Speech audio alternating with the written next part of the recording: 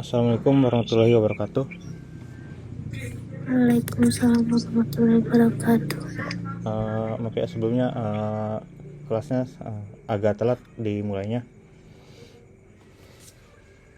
karena tadi masih dalam perjalanan juga. Oke, baik, langsung saja sambil menunggu teman-teman yang lain join. Langsung saja untuk kita mulai di perkuliahan Sistem Informasi pertemuan ke-10 ini, yaitu mengenai sistem operasi dari Linux. Oke, untuk screen-nya apa sudah terlihat?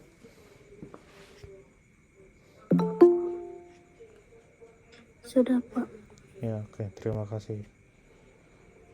Oke, untuk sistem operasi Linux yang pertama ini,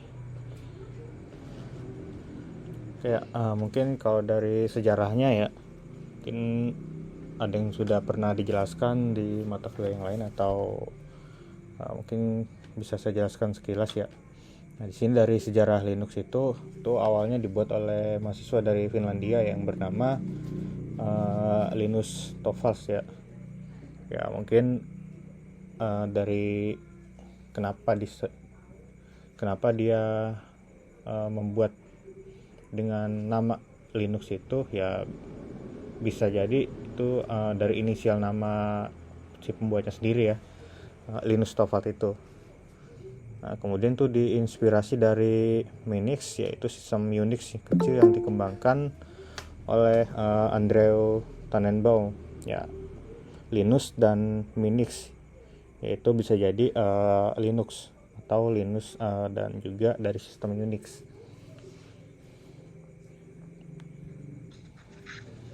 Oke, kemudian Agustus 91 keluar Linux versi yang pertama itu, yaitu versi 0.01 ya. Pada 5 Oktober itu Linux mengumumkan versi resmi Linux, yaitu versi 002 yang hanya dapat dijalankan oleh Cellbus atau GNU Bourne Against Shell dan GCC atau GNU C compiler atau menggunakan terminal atau command prompt, kurang lebihnya seperti itu. Jadi belum ada GUI-nya ya. Nah, kemudian selanjutnya Linux itu adalah sistem Unix yang bisa dibilang sangat lengkap karena bisa digunakan untuk jaringan, pengembangan software, dan bahkan untuk pekerjaan sehari-hari. Bisa juga digunakan sebagai web server ya, karena Linux itu multifungsinya sangat banyak.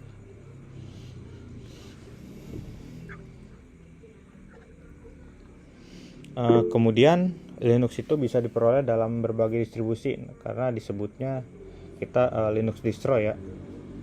Kita menyebutnya distro, ada distro dari Ubuntu, ada distro dari Red Hat ya.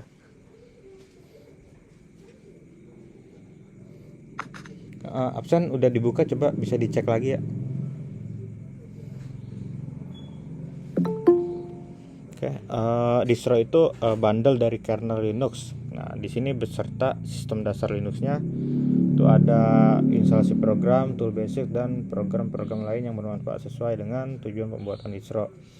Nah, mungkin yang sering dikenal itu atau sering digunakan itu ada distro dari Ubuntu. Kalau Ubuntu apa ya masuknya dia? Terus ada distro dari Red Hat juga, itu isinya CentOS, Red Hat.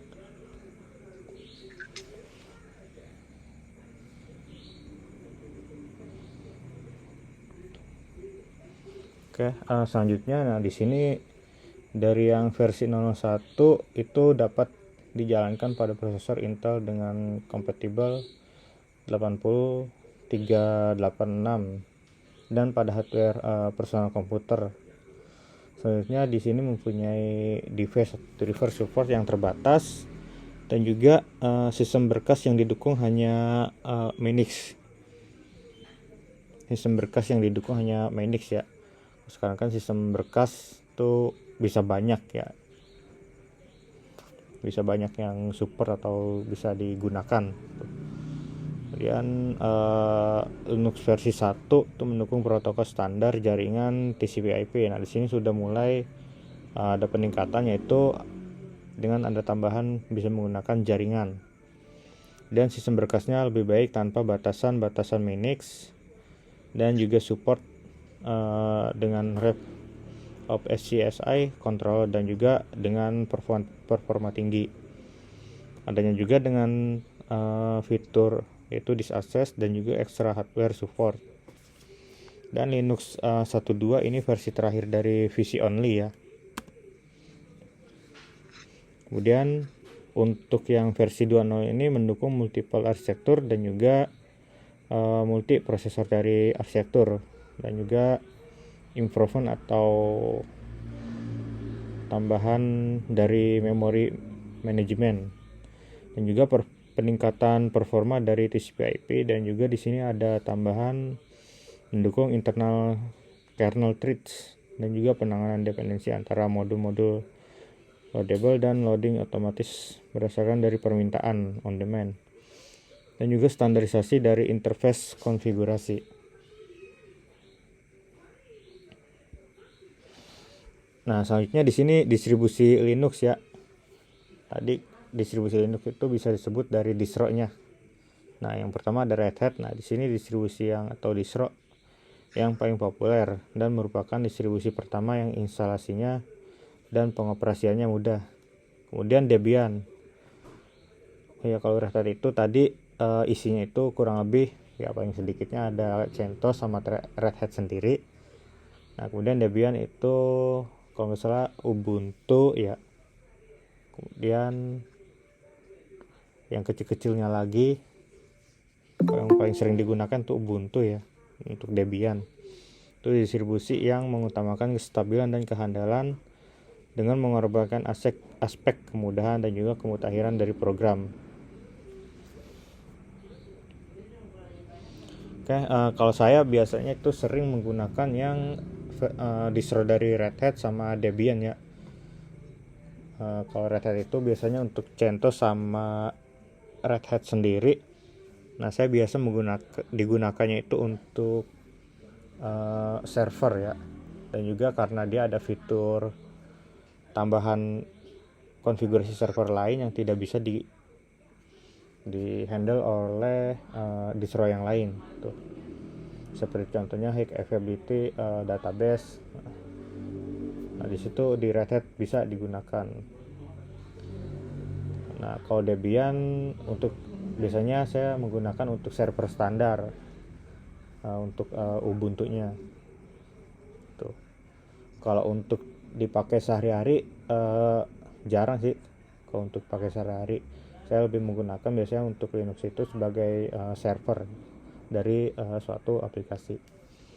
Nah, kemudian di sini ada distro dari Slackware. Nah, dia merupakan distribusi yang pernah merajai dunia Linux. Pada distro Slackware di sini isinya tuh ada yang sudah teruji dan dianjurkan untuk install dari source, sehingga setiap program akan install teroptimasi dengan sistem itu akan optimal jika diinstal menggunakan dari source. Kemudian ada SUSE. Nah, di sini SUSE kalau lambangnya itu kalau nggak salah seperti bunglon ya kalau nggak salah. Mirip-mirip. Nah, dia merupakan distribusi pertama yang instalasinya dapat menggunakan bahasa Indonesia. Kemudian ada distro Mandrake. Dia varian distro dari Red Hat yang dioptimasi untuk Pentium. Kemudian ada distro WinLinux yang dirancang untuk diinstal di atas partisi DOS atau Windows. Nah, Linux ini dibuat seakan-akan merupakan suatu program aplikasi di bawah Windows. Tuh. Kemudian di sini sebenarnya masih banyak lagi. Nah, kalau di sini misalnya Ubuntu ini ya varian dari Debian juga. Tuh. Oke, selanjutnya Unix Base. Itu ada multi project dari Linux. Nah, Linux itu ya dia memang sistem operasi yang dikembangkan oleh banyak komunitas dan juga banyak dari developer atau engineer ya. Karena sifatnya yang open source, jadi ya bisa dibilang itu setiap orang hampir di seluruh dunia bisa saling berkontribusi untuk pengembangan dari sistem operasi ini. Nah, kemudian dikenalkan oleh Linus Torvalds dan Richard Stallman dari pendiri GNU-nya. Kemudian logonya penguin bernama Tux. Nah, di sini itu ada beberapa contoh tampilan dari Linux sendiri ya. Nah, kalau tidak salah yang pertama ini yang kiri sebelah atas ya. Ini tampilan dari Fedora kalau nggak salah ya. Karena di sini ada logo F, di bawahnya F tuh biasanya Fedora. Kalau ini yang bawah ya ini OpenSUSE atau SUSE. Nah, kalau yang ini yang paling kanan ini apa ya? Kalau nggak salah ini masih dari keluarganya Red Hat kalau nggak salah ya. Dia masih dalam distro Red Hat, entah Red Hat-nya atau dari Linux yang lain. Nah, kemudian dari struktur direktorinya, nah ini folder-foldernya ya. Itu yang pertama bin. Nah, di sini berisi file-file binary standar yang dapat digunakan oleh seluruh user, baik user yang biasa maupun yang super user atau root user ya. Kemudian boot. Nah, di sini digunakan untuk booting Linux termasuk kernel image. Dan ada folder dev. Nah, di sini berisi file sistem khusus yang merupakan refleksi dari device hardware yang dikenali dan digunakan oleh sistem. Nah, biasanya kalau awalnya menginstal sebuah OS Linux ya, nah biasanya untuk penamaan dari disk drive-nya kalau nggak salah dev ya untuk penamaannya. Kalau yang misalnya dev 0 atau dev 1 itu. Kalau yang di Windows kan beda lagi ya, dia langsung C atau apa, bisa sistem atau kita nambahan disk lain, data atau volume lain. Kemudian folder etc. Nah, di sini berisi file konfigurasi dari sistem yang biasanya hanya boleh diubah oleh super user atau root user.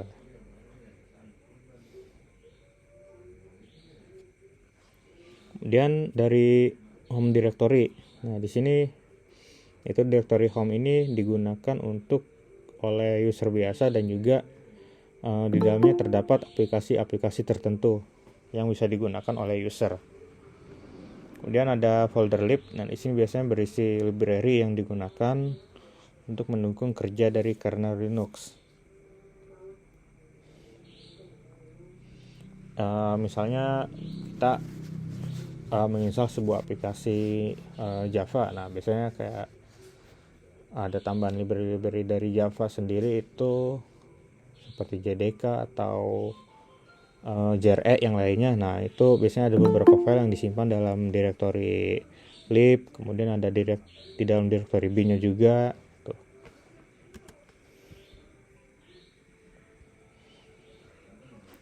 Kemudian untuk folder MNT atau mon. Nah, di sini directory khusus yang disediakan untuk mounting atau pengaitan dari device atau di storage ke dalam sistem dalam bentuk directory.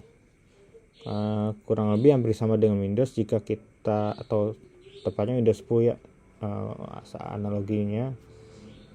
Misal dalam Windows 10 itu ketika ada file ISO ya, yaitu dalam bentuk disk. Nah, kita ketika akan dimount, nah misalnya di klik kanan kemudian open with Windows Explorer. Nah, biasanya itu akan muncul disk baru atau mount baru dengan dari ISO folder yang kita buka melalui Windows Explorer. Nah, itu kurang lebihnya hampir sama, itu proses mounting.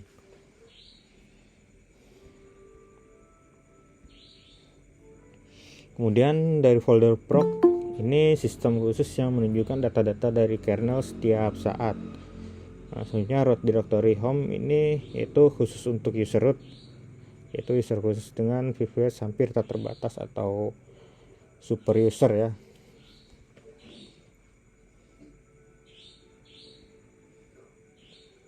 Selanjutnya folder sbin ini sama seperti directory bin, tetapi hanya dapat digunakan oleh super user yang sebaiknya menggunakan binary tersebut untuk mengingatkan fungsi-fungsi binary yang terdapat pada directory ini untuk maintenance dari sistem Linux sendiri.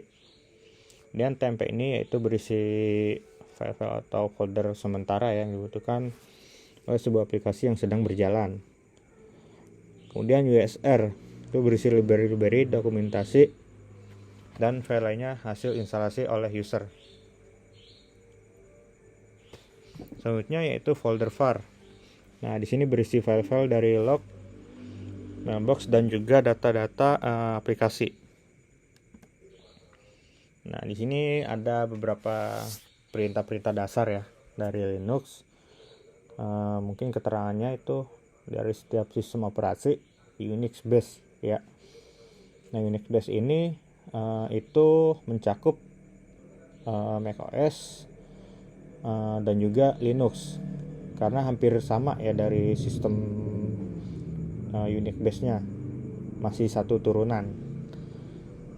Nah, kemudian di sini juga memiliki keunikan yaitu pada perintah dasarnya.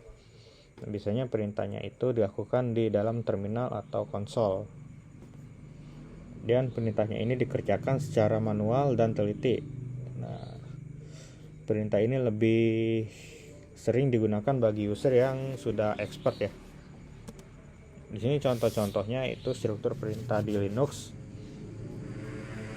Nah, ini jika kita membuka terminal biasanya masih ke dalam user biasa. Nah, di sini kalau dalam user root atau super user, biasanya di sini ada misalnya usernya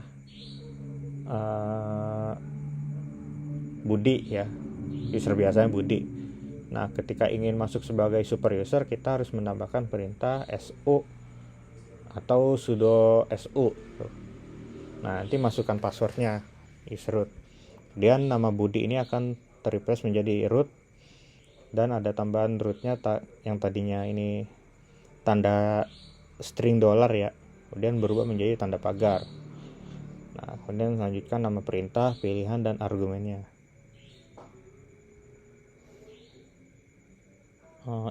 Silakan. Nah, kemudian contohnya ini dalam keterangannya itu, misalnya kita yang pertama ini yaitu dalam root, kemudian add localhost root sampai pagar ini itu dari from Linux, yang berarti kita login sebagai user root atau super user yang berada pada host mesinnya localhost dan berada dalam directory root. Nah, yang root keduanya ini itu nama directory folder rootnya ya. Tanda pagar ini menunjukkan sebagai super user. Kalau tanda dianya dollar itu user biasa. Dan juga di sini tidak ada kata-kata root nantinya. Dan nama perintah biasanya perintah standar yang dijalankan dalam shell, dan pilihannya itu untuk memberi opsi mengubah atau menambah dari keadaan default. Nah, argumennya objek yang akan diproses oleh perintah. Nah, contohnya ini yaitu ls-a/bin. Yaitu ls ini yaitu fungsinya untuk list file atau menampilkan semua file atau folder yang terdapat di dalam folder root.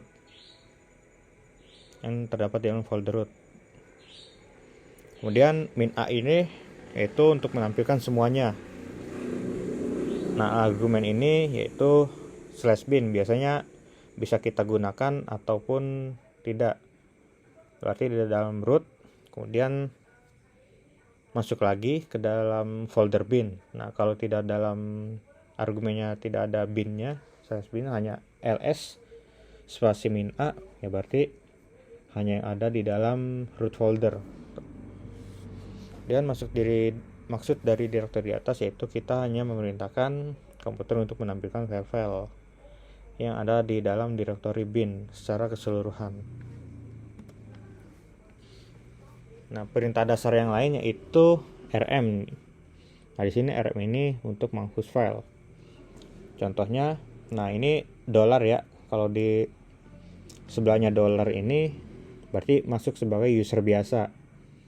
Nah, di sini kita menghapus file dengan nama f1. Itu dengan perintah rm f1.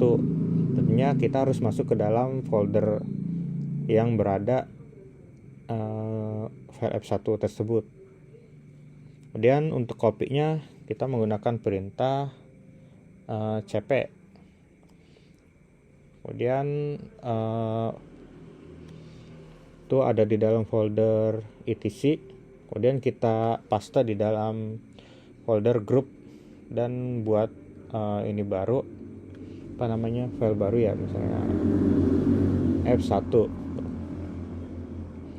Nah, cat ini atau cat itu untuk membaca file. Misalnya kita membuat sebuah file dengan format atau extension txt ya, atau PHP atau Python atau XML atau config. Nah, kita bisa membuka atau membaca filenya dengan perintah cat f1. Nantinya ketika di enter akan menampilkan semua isi dari file tersebut. Kemudian ls ini untuk manipulasi file dan directory. Ya, perintahnya bisa ls saja, ls -l atau ls -a. Nah, ini contohnya yaitu sudo fdisk -l. Ya, ini di sini untuk kita melihat semua keterangan detail mengenai disknya. Nah, kemudian ini sudo esa etc daily. Nah, karena di sini masih user biasa ya, di gambar yang paling bawah itu user ASDF. Nah, ini masih user biasa dengan tanda string $. Karena ingin mengakses file di dalam etc daily ini, ya bisa kita masuk sebagai user root untuk lebih mudah tuh. Nah, masuknya gimana? Masuknya dengan ada tambahan perintah sudo. Kalau langsung sh, nah dia masih user biasa. Kalau langsung sh etc daily masih user biasa. Nah, kalau ada tambahan sudonya, nanti ketika di enter akan meminta password dari user rootnya. Nah, nanti akan langsung menjalankan perintah sebagai user root. Nah, di sini itu untuk menjalankan perintahnya esa ini, itu removing scratch dan juga junk file atau file sampah. Ya, ini kurang lebihnya keterangan seperti di gambarnya ya. Selanjutnya untuk install software dengan tar dan rpm.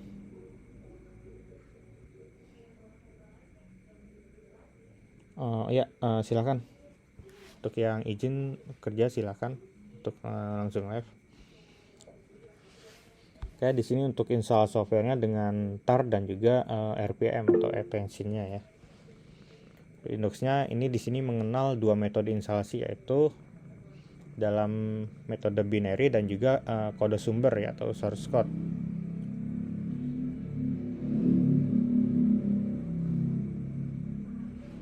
Kemudian untuk yang RPM ini adalah itu singkatan dari Red Hat Package Manager, dan satu lagi tar. Untuk tar ini adalah format install yang lebih umum.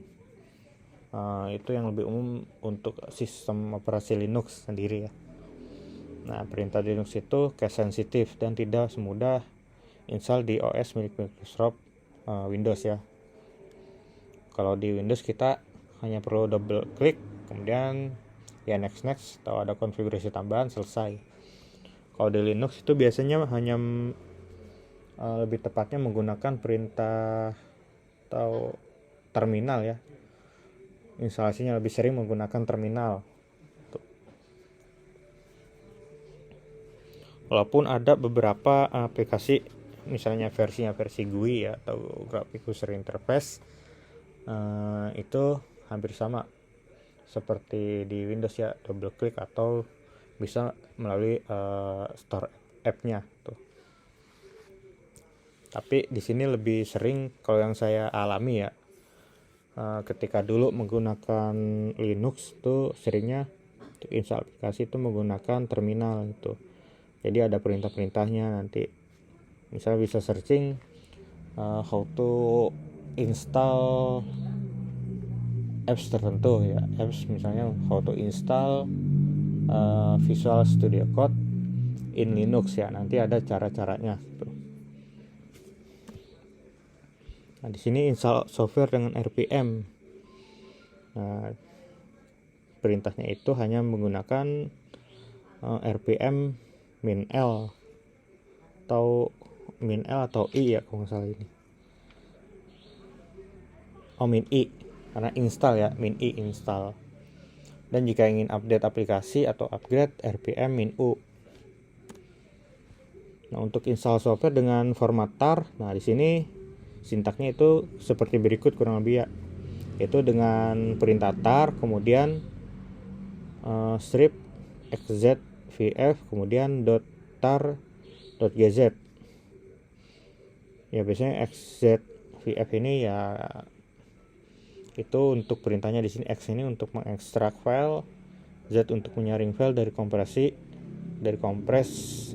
format gzip ya. Kemudian V ini untuk mode pemberitahuan sehingga user dapat mengetahui proses yang terjadi. Selanjutnya untuk F ini yaitu adalah nama file yang harus diikuti. Nah, compile program yang masih mentah itu pada Linux biasanya ada beberapa aplikasi yang hanya menyediakan source-nya, dan untuk menginterpreter ke dalam mesin kita harus mengcompile-nya secara manual. Nah, di sini langkah compile-nya itu yang pertama ya, di sini kita masuk sebagai user root ya, di sini masuk sebagai root user itu dengan perintah sudo su, kemudian masukkan password dari root. Nah, di sini perintahnya itu ./configure atau contohnya /home/nancep ya, di sini itu nama usernya, kemudian /configure. Nah, ini untuk lebih spesifik. Atau Mac, menggunakan Mac install ya di sini untuk compile-nya. Nah, di sini untuk manajemen user di Linux OS tuh kita bisa mengatur user untuk OS-nya ya. Di sini bisa menambahkan pengguna, itu bisa sebagai host atau bukan, dan memberikan keamanan untuk passwordnya serta privilege-nya ya. Di sini perintahnya itu untuk menambahkan user baru ya di terminal, melalui terminal itu user add, kemudian nama penggunanya. Misalnya user add spasi Budi, kemudian password bisa Budi 12345. Nanti confirm password lagi setelah di enter. Nah, agar lebih mudah itu tentang Ubuntu, Fedora, Red Hat dan lain-lain, kita dapat menginstalnya melalui virtualisasi atau virtual machine. Nah, biasanya tools yang digunakan itu ada disk image atau ISO ya, dan CD atau DVD-OS. Nah, di sini toolsnya bisa VMware Workstation atau VirtualBox ya untuk virtualisasi mesinnya. Nah, ini contoh dari virtual machine VMware. Nah, di sini kita akan menambahkan VM baru ya untuk Linux-nya. Pilih jenis instalasinya, virtualnya typical recommended atau custom lebih expand. Ya, biasanya kita pilihnya yang direkomendasi ya, atau typical atau standar instalasi. Kemudian pilih file image-nya. Di sini pilih bisa melalui installer, kemudian atau ISO ya. Kemudian next. Ya, di sini kita isi yaitu untuk user untuk Linux-nya ya, nantinya akan kita gunakan sebagai login. Full name ini namanya, kemudian username-nya, password, kemudian confirm. Nah, biasanya untuk user root secara default dia kalau tidak ada konfigurasi itu passwordnya sama dengan user biasa yang kita buat. Kemudian name-nya, location, Dan sini konfigurasi disknya, ini reviewnya ya. Nah, kita tunggu proses instalasinya, kemudian ini proses format partisi dan install VMware Tools dan login sesuai yang di form user.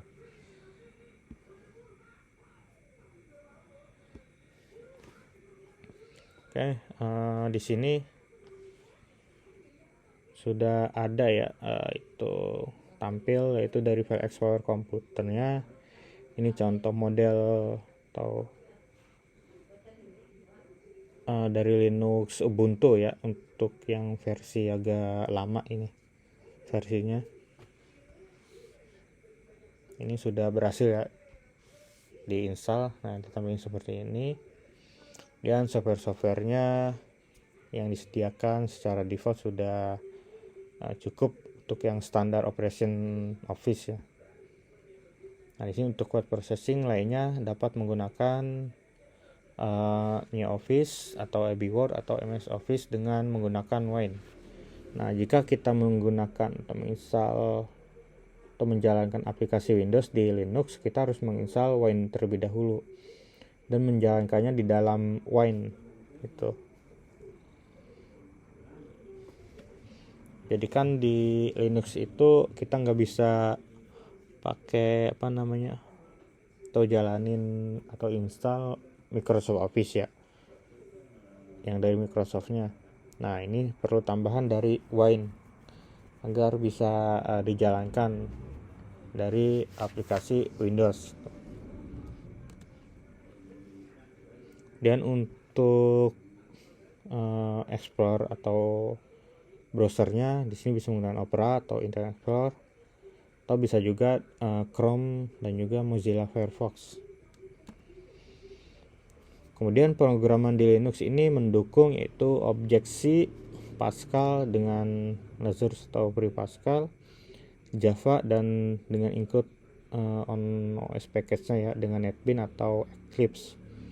Kemudian bisa juga kita melakukan programming di dalam Linux itu .NET dengan di bypass oleh Mono Framework ya.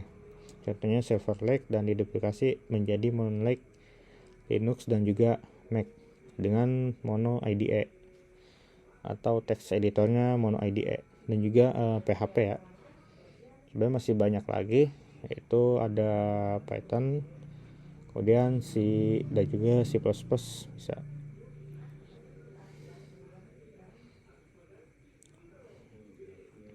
Kemudian database toolsnya itu bisa paling umum digunakan di Linux, yaitu MySQL, Oracle, dan juga PostgreSQL. Tergantung dari pengembangan dari komunitas Linux tersebut. Nah, kesimpulannya itu dari Linux ini jenis partisinya harddisknya X3 ya. X3 untuk partisi harddisknya. Nah, kalau Windows itu kalau nggak salah NTFS ya, NTFS untuk jenis partisinya, tipenya ya, itu untuk tipenya. Nah, di sini memerlukan teknik dalam mengolah dan mengoperasikan Linux ini melalui konsol atau terminal, karena memang lebih sering interaksi menggunakan terminal. Kalau kita sebagai user dari OS Linux, beda halnya dengan Windows, kita ya hanya lebih banyak interaksi dengan GUI aplikasinya ya. Kalau di Linux ini walaupun dia sudah GUI atau Graphic User Interface, ya di sana kita lebih juga sering dituntut untuk manajemen atau maintenance menggunakan terminal atau konsol. Kemudian untuk softwarenya di sini cukup lengkap dan juga satu paket dengan penginstal OS. Nah, ini untuk standar-standarnya ya. Dan juga penuh dengan inovasi dan juga pengembangan karena sifatnya open source. Dan juga open source itu artinya ya banyak pihak yang terlibat untuk pengembangan OS ini. Dan juga user friendly dengan tampilan GUI-nya yang banyak tuh, yang cantik, yang indah atau mudah untuk di operasikan tuh.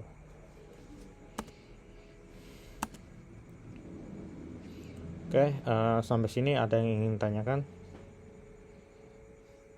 Kalau tidak ada, ada sedikit untuk assignment atau tugas ya. Oke, di sini untuk tugas ini contoh ya. Nah, ini tugasnya itu kalian harus membuat timeline atau scheduling dengan waktu rata-rata untuk penjadwalan di bawah ini, yaitu ada FCFS atau first come first submit ya, atau per share. Dan ada SCF dan juga ada round robin dengan kuantumnya 2. Nah, di sini prosesnya itu ada 6 proses 1, 2 sampai 6. Kemudian waktu kedatangannya itu ada yang waktu 0 sampai 5. Dan juga waktu dilayaninya ini bervariasi, ada 12, 10, 8 sampai 5. Nah, nanti kalian buat itu dari 3 varian ini schedulingnya seperti apa. Nah, ini contohnya ya. Di sini ada contoh yang nanti kalian bisa lihat di e-learning pertemuan 11. Kalau untuk materi CPU schedulingnya itu kalau tidak salah ada di pertemuan ke berapa ya, CPU scheduling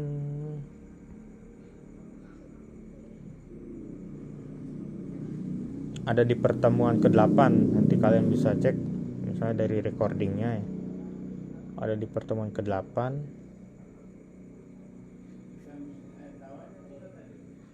Untuk gimana cara-caranya ya. Nah, di sini saya jelaskan sedikit. Nah, ini untuk FCFS itu pertama datang, pertama dilayani. Oke, nah di sini contohnya waktu kedatangannya 0, kemudian service time-nya 10. Berarti 0, kemudian P1-nya 10.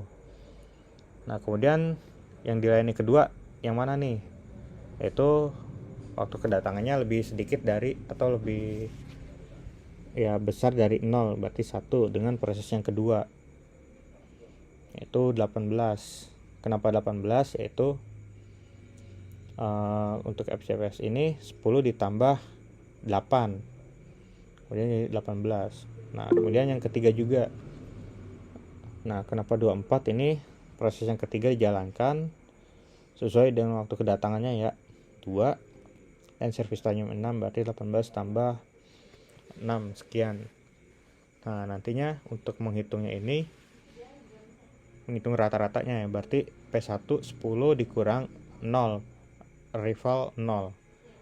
Nah, P2 hasilnya dikurang 1, itu dengan waktu kedatangannya. Itu dikurang waktu kedatangan. Ya bisa aja nanti di sini 1 ya 10 dikurang 1. Kemudian 18 dikurang 2 atau 18 dikurang 3 sesuai dengan arrival time-nya.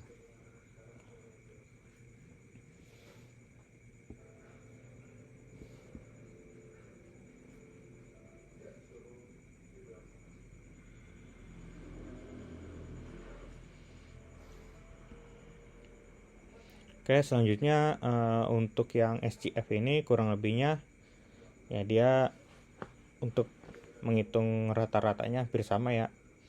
Itu P1-nya. Nah, di sini beda ya.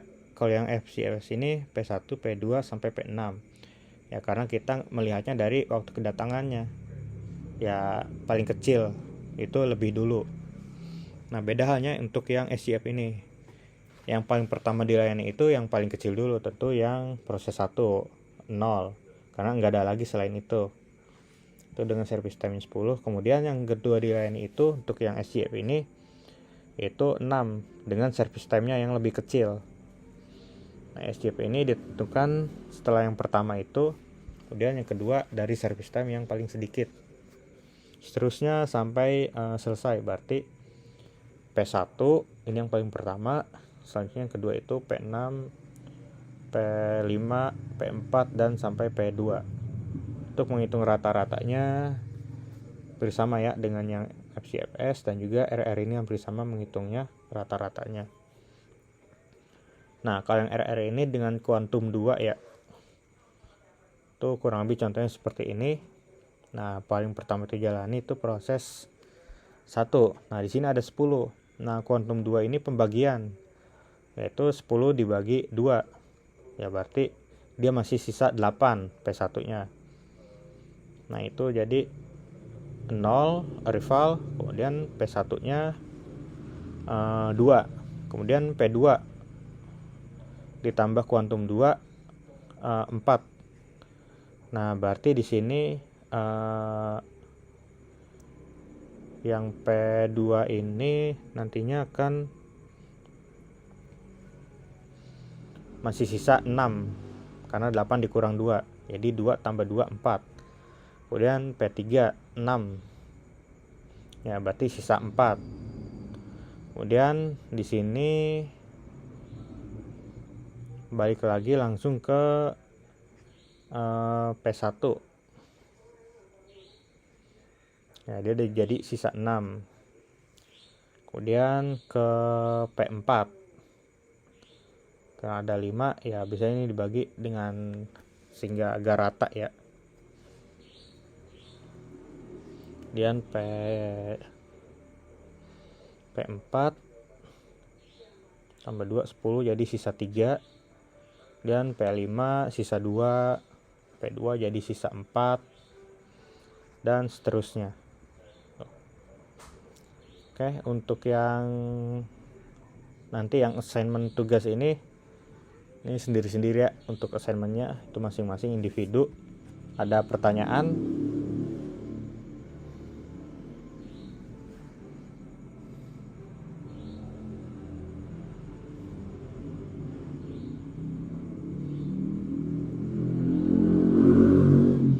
Oke, kalau tidak ada pertanyaan tuh dikumpulin. Oke, silakan ini. Mohon maaf Pak, yang tadi maksudnya gimana ya? Saya kurang mengerti.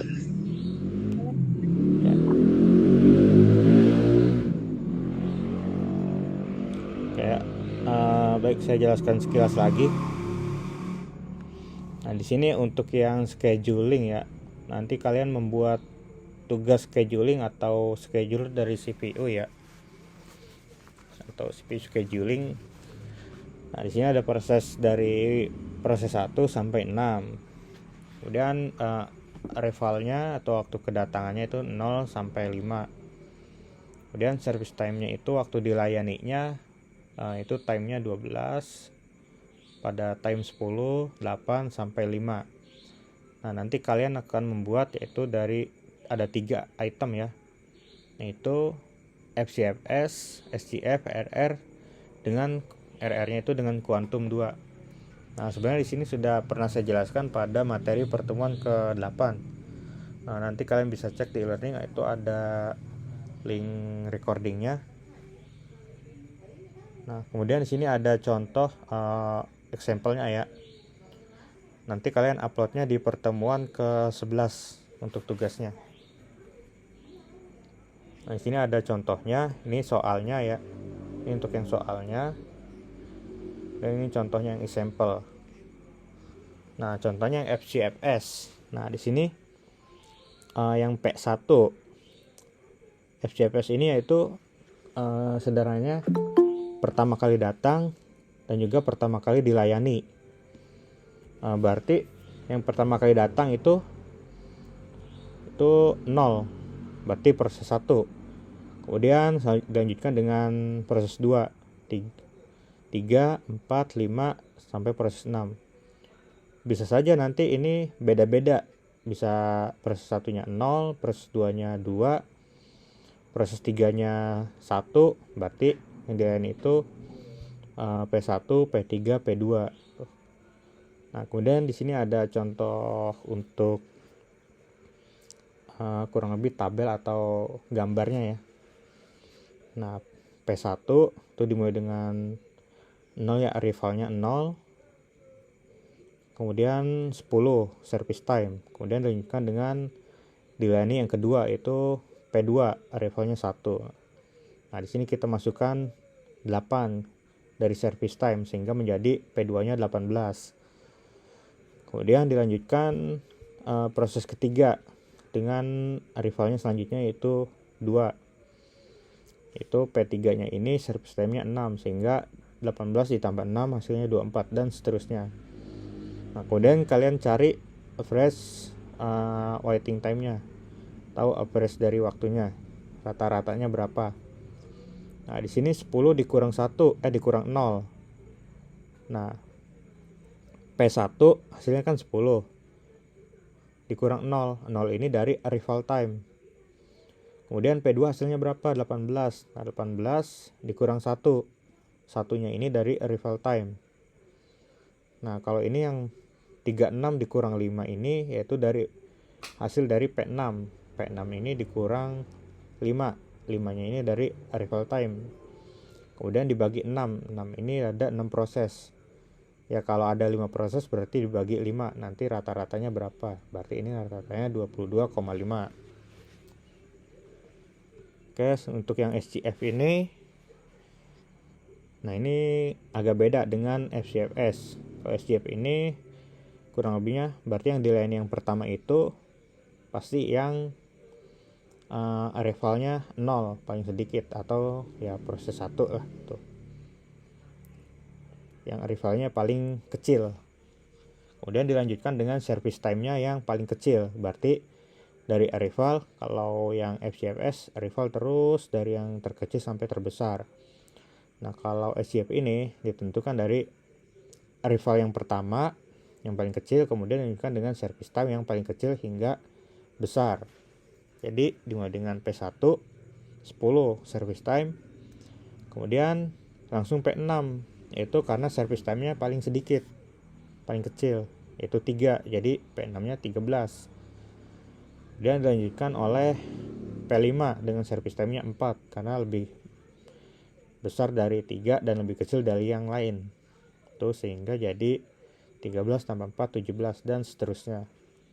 Ini untuk average-nya hampir sama ya, 10 dikurang atau P1 dikurang rival, P2 dikurang rival time-nya, sehingga terdapat hasilnya 18,5. Kemudian untuk yang 3 round robin dengan kuantum 2. Nah, di sini kurang lebihnya seperti ini ya. Kuantum 2 itu pembagi. Nah, yang pertama itu P1. P1 kan ada 10. Berarti kuantum 2 itu dibagi atau dikurang 2. Jadi P1-nya yang pertama itu 2, berarti nanti dia sisa 8. Kemudian dilanjutkan P2. P2 ini ada 8. Kita ambil 2. Jadi dia sisa 6. Jadi P2 dari 2 ditambah 2 hasilnya 4. Kemudian dilanjutkan P3. Ditambah 2 jadi 6. Nah, dia P3 ini jadi nanti service time-nya sisa 4. Nah, kemudian lanjutkan P1 lagi. Kenapa enggak ke P4, 5 atau 6? Ya karena di sini hasilnya udah hampir sama ya, berimbang, yaitu 8, ada yang 6, ada yang 4. Jadi diulang lagi dari atas sehingga tidak habis duluan untuk yang lain tuh. Untuk yang lain itu tidak habis duluan. Jadi P1 lagi tambah 2 8, jadi dia sisa 6. Kemudian baru dilanjutkan P4. P4 ini nanti akan sisa 3. Dilanjutkan P5. Kemudian P5 ini nanti akan sisa 2. Nah, dilanjutkan lagi P2. Dia nanti akan sisa 4 dan seterusnya sampai habis. Nah, kalau ada sisanya 1 ya berarti nanti ditambahnya 1 kayak ini. Dari P2 26, kemudian P6 ini atau proses 6 ini karena sisa 1, berarti 26 tambah 1 27. Karena ini kan 3 ya, berarti hanya 2 kali, atau kuantumnya hanya dapat 1 kali dan sisa 1 ya, kurang lebihnya seperti itu. Oke, apa sudah cukup lebih jelas? Cukup Pak, terima kasih. Oke ya, sama-sama. Oke, untuk tugasnya ini individu nanti kumpulkannya di pertemuan yang ke-11 ya untuk tugasnya diuploadnya.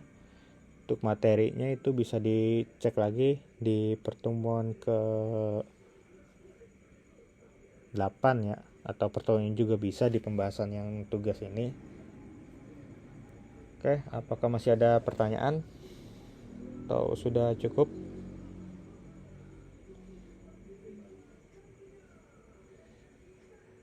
Ya, untuk waktunya 1 minggu ya, waktu pengumpulannya. Oke, kalau tidak ada untuk perkuliahan pada malam hari ini saya akhiri. Oke, terima kasih untuk yang sudah hadir dan juga berpartisipasi. Oke, kurang lebihnya mohon maaf. Terima kasih. Wassalamualaikum warahmatullahi wabarakatuh. Selamat malam semuanya. Waalaikumsalam warahmatullahi wabarakatuh. Ada nggak matkulnya?